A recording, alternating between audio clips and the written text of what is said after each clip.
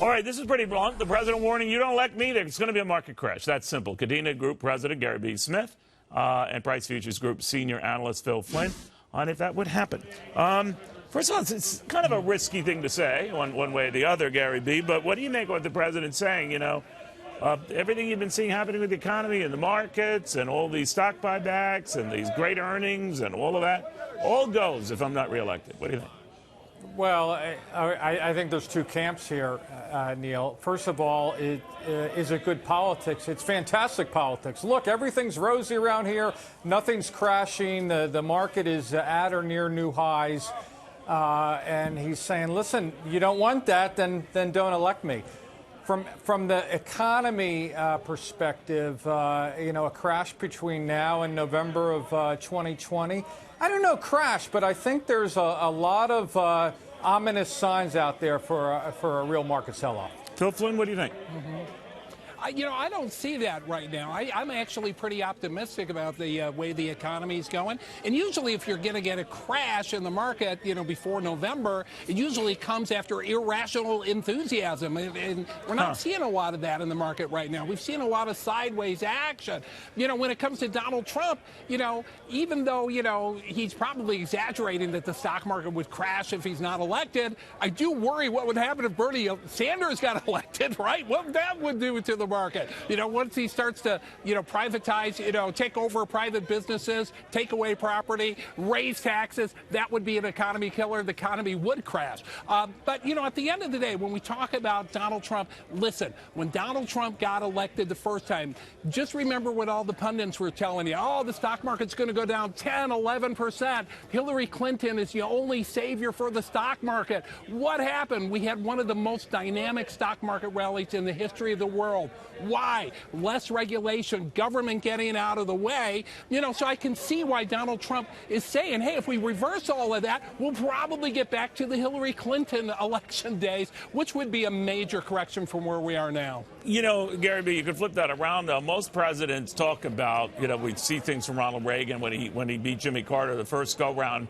His argument was, are you better off than you were 4 years ago? And decidedly Americans said, no, actually, we're not. 4 years later, when he's running for election, he said, are you better off than you were 4 years ago when I came in? Yeah, we are. But he didn't make the next leap to say, well, if you want to risk this and see a crash, then vote for the other guy. So I don't know whether that's more of a personal kind of a question or a risk that the president takes, all but inviting a market disaster if it's his reelection that doesn't happen. It's interesting. I don't know if he's inviting him. It does seem like kind of like a little bit of whistling past the graveyard. But it goes to the point that Phil made. I agree with everything that Phil said, but he made one comment and he said, the market's kind of moving sideways. And that gets back to my, whistling past the graveyard comment. There are so many other shoes that haven't dropped. We still don't have a resolution on China. We still have, we're dealing with oil tankers being blown up. We still have definitely a European economy that's in a stall. We have the China economy without the tariffs is in a stall. Our economy, by most metrics, is in a stall. So maybe I'm just worried about that other shoe. Maybe I'm always worried about the other shoe, though, Neil.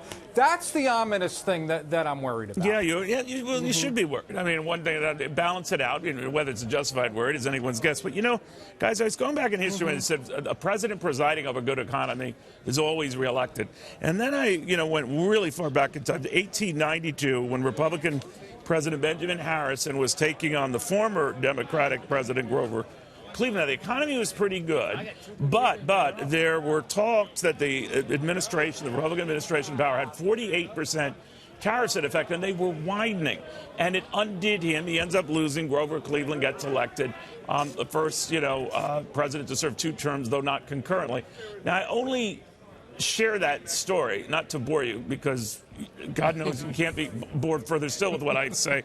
But it was a reminder that we cling to, the economy's strong, but an issue like tariffs or a black swan development like much more expensive goods coming into this country, it could boomerang on you. I think it could, and I think it's I do think it's a risk, Neil. Oh, I'm sorry. I apologize. I thought he was coming to me. I do think that's a risk. Listen, I agree with Gary B. The China trade war thing is really hurting him, both from a political viewpoint and an economic viewpoint. But if they move closer to a deal, we'll get the equal and opposite transaction. When we talk about Grover Cleveland, my best memory of him is that they introduced him to the leader of the Chicago Bears, and he goes, "Great, I love Animal Act." So I don't know if I can go back that far. Well, Gary B., the issue there, not so much the Chicago Bears, but the issue there was a strong economy might be one thing, but the prospect of paying a lot more for goods, in that case back then up to 48%, that can zoom you. Yeah, exactly. I mean, that's one black swan. I'll give you another black swan. All of a sudden, the entire, whether the Republicans or Democrats, they all seem to be aligned against big tech. Big tech has been the driving economic engine for at least the last 25 years. They're looking to kill the golden goose out there. Those are the kind of things, again, that could start to creep up, and and then all of a sudden you have, yeah. That's the gentlemen. I want to thank you both very much.